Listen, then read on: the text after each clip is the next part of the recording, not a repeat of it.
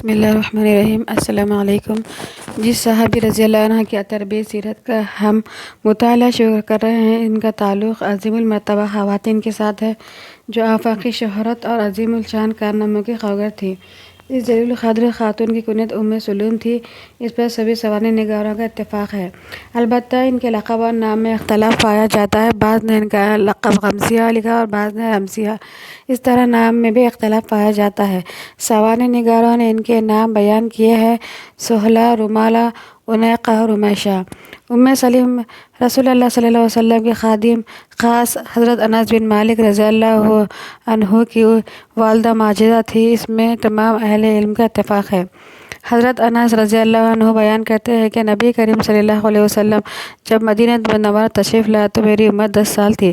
میری والدہ محترمہ نبی کریم صلی اللہ علیہ وسلم کی خدمت اقدس میں حاضر ہوئی اور عرض کیا: میرا بیٹا انس ابھی خدمت کے لیے حاضر ہے۔ آپ نے اسے قبول کر لیا اور ان کی کنیت ابو حمزہ رکھ دی اور ان کے ساتھ خوش طبعی کرتے ہوئے فرمایا: ارے دو کونوں والے، ذرا ادھر تو آؤ۔ یہ آپ صلی اللہ علیہ وسلم کی مزاح یعنی خوش طبعی کا ایک لطیف انداز تھا، اور آپ نے ان کے لیے کثرت مال اور اولاد اور رزق میں برکت کی دعا فرمائی۔ حضرت سلیم اور حضرت حرام بنت ملحان رضی اللہ دونوں رسول اللہ صلی اللہ علیہ وسلم کی رضاعی خالہ تھی۔ اس اعتبار سے دونوں معزز صحابیات بڑی ممتاز دکھائی دیتی ہیں۔ سلیم رضی اللہ عنہا کا مہر: رسول اللہ صلی اللہ علیہ وسلم بھی مکہ معظمہ میں ہی تھے کہ حضرت سلیم نے اسلام قبول کر لیا تھا، البتہ آپ صلی اللہ علیہ وسلم کے دست مبارک پر بیعت کرنے کی سعادت مدینہ منورہ میں حاصل کی۔ ان کا اسلام قبول کرنا ان کے خاوند مالک بن نضر کے لیے بڑی تکلیف اور دل آزاری کا باعث بنا۔ اس نے کہا: تو بے دین ہو گئی؟ فرمانے لگے: نہیں، میں بے دین نہیں ہوئی بلکہ میں ایمان لائی ہوں۔ یہ اپنے بیٹے انس کو مسلسل لا الہ الا اللہ محمد رسول اللہ کہنے کی تلقین کرتی رہتی، یہاں تک کہ انس روانی سے کلمہ پڑھنے لگے۔ سلیم کا یہ پرامن رویہ ان کے خاوند مالک بن نضر کے لیے سوہان روح بنا ہوا تھا۔ وہ اکثر بڑبڑاتے ہوئے کہتا: میرے بیٹے کو خراب نہ کر، میں کہتا ہوں اسے برباد نہ کر۔ وہ سن کر بڑے ہی دھیمے انداز میں فرماتی: میں اسے خراب نہیں کر رہی ہوں اور نہ ہی برباد کر رہی ہوں۔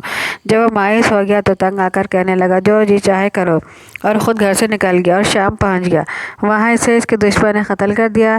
جب اس کے قتل کی خبر حضرت سلیم کو ملی تو کہا: چلو، خس کم جہاں پاک، میں پوری توجہ سے اپنے بیٹے کی پرورش کا فریضہ انجام دوں گی۔ میں اب شادی اس وقت کروں گی جب میرا بیٹا مجھے کہے گا۔ جب انس بن مالک جوان ہوئے تو ابو طلحہ انصاری کی طرف سے نکاح کا پیغام آیا۔ وہ اس وقت مشرک تھے۔ حضرت سلیم نے انکار کیا، اس نے دوبارہ بھیجا تو سلیم نے موقع کو غنیمت جانتے ہوئے فرمایا: میرے لیے مناسب نہیں کہ میں کسی مشرک کے ساتھ شادی کروں۔ اے ابو طلحہ، کیا آپ کو یہ بات معلوم نہیں کہ تم خود ہی اپنے ہاتھوں سے لکڑی کو خدا بناتے ہو، پوجا پاٹ کرتے ہو؟ جب کھانا تیار کرنا ہو تو تمہیں جلانے کے لیے کوئی چیز نہ ملی تو ایندھن کے طور پر چولہے میں لکڑی لگا دیتے ہو، یہ جل کر راکھ بن جاتے ہیں۔ کیا یہ تمہیں کوئی فائدہ پہنچا سکتے ہیں؟ آخر تمہاری عقل کو کیا ہو گیا؟ تم لوگ عقل و دانی سے اس قدر عاری کیوں ہو؟ تمہاری عقل کیا گھاس چرنے گئی ہے؟ حضرت سلیم رضی اللہ عنہ نے اس موضوع پر کھل کر بات کی۔ ابو طلحہ نے بڑے غور سے بات سنی، باتیں سنتے ہوئے مسلسل اپنا منہ گریبان میں دیے رکھا۔ یہ باتیں ان کے دل پر اثر انداز ہو چکی تھی۔ بوجھل پاؤں اٹھاتے ہوئے اپنے گھر گئے، لیکن پھر اسی وقت واپس آ گیا۔ اس دفعہ نور اسلام ان کی آنکھوں میں چمک رہا تھا۔ اس نے بڑے ہی دھیمے لہجے میں سلیم سے کہا: آپ نے جو باتیں کی میرے دل کو لگی۔ یہ کہتے ہوئے اس نے اسلام قبول کرنے کا اعلان کر دیا۔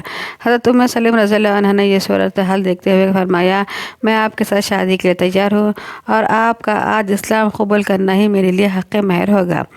اس دلچسپ داستان کو پیش نظر رکھتے ہوئے ثابت البنانی رحمۃ اللہ کہتے ہیں: ہم نے حضرت سلیم رضی اللہ عنہا سے بہتر مہر آج تک نہ دیکھا اور نہ سنا۔ اسلام نے اسلام کو اپنے لیے حق مہر قرار دیا۔ واہ، سبحان اللہ!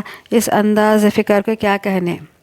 نیک اولاد: حضرت سلیم رضی اللہ عنہ حسن صبر، قوت، ایمان، یقین کامل اور حسن توکل کے اعتبار سے درجہ کمال تک پہنچی ہوئی تھی۔ اس حوالے سے انس اپنی والدہ محترمہ کے بارے میں ایک ایمان افروز واقعہ بیان کرتے ہیں: حضرت ابو طلحہ کی جانب سے میرا ایک چھوٹا بھائی تھا جس کی کنیت ابو عمیر تھی۔ نبی کریم صلی اللہ علیہ وسلم بڑے شفقت بھرے انداز میں اسے خوش کرنے کے لیے فرمایا کرتے تھے: اے ابو عمیر، تیری چڑیا کا کیا بنا؟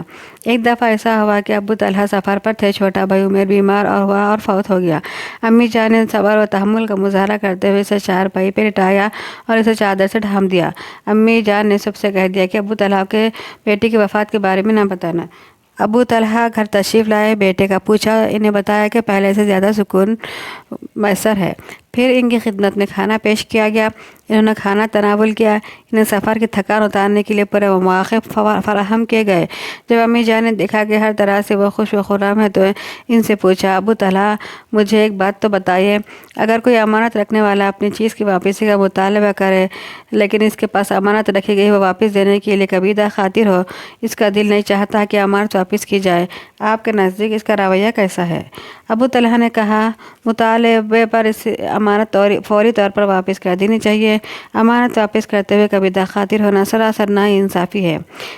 یہ جواب سنتے ہی اپنے خاوند ابو طلحہ سے کہا، دیکھیے یہ بیٹا ہمارے پاس اللہ تعالیٰ کی امانت تھی، اس نے واپس لے لی۔ یہ اندھوناک خبر سنتے ہی انا للہ و انا الیہ راجعون کہا، کہنے لگے تو نے مجھے پہلے بتا دیا ہوتا۔ صبح ہوئی، مسجد نبوی میں گئے۔ رسول اللہ صلی اللہ علیہ وسلم نے ابو طلحہ کو دیکھتے ہی فرمایا، اللہ تعالیٰ نے تمہاری اس رات کو بابرکت بنا دیا۔ اس شب بصری کے نتیجے میں اللہ تعالیٰ نے بیٹا عطا کیا۔ رسول اللہ صلی اللہ علیہ وسلم نے اپنے دست مبارک سے اسے گھٹی دی اور اس کا نام عبداللہ رکھا۔ ایمان و صبر کے پی کر دونوں میاں بیوی کو اللہ تعالیٰ نے خیر و برکت سے نوازا، بیٹی کی زندگی کو بابرکت بنا دیا۔ ان کے 7 بیٹے ہوئے، سبھی قرآن و حدیث کے عالم فاضل تھے۔ حضرت ام سلیم رضی اللہ عنہا میں اس قدر اوصاف حمیدہ اور کمالات جلیلہ پائے جاتے تھے کہ ان کی ذات دینی اعتبار قابل رشک دکھائی دیتی تھی۔ حضرت ام سلیم رضی اللہ عنہا نے اللہ تعالیٰ کی رضا حاصل کرنے کے لیے انتھک محنت کی، اپنے خاوند کی خدمت میں کوئی کسر باقی اٹھا نہ رکھی، صبر و تحمل اور تسلیم و رضا میں اعلیٰ مقام حاصل کیا۔ جب اللہ تعالیٰ نے ان کی خلوص نیت کو دیکھا تو انہیں صالح اولاد کی نعمت سے سرفراز کیا۔ اپنے لخت جگر ابو عمیر کی وفات کا صدمہ صبر و تحمل سے برداشت کیا۔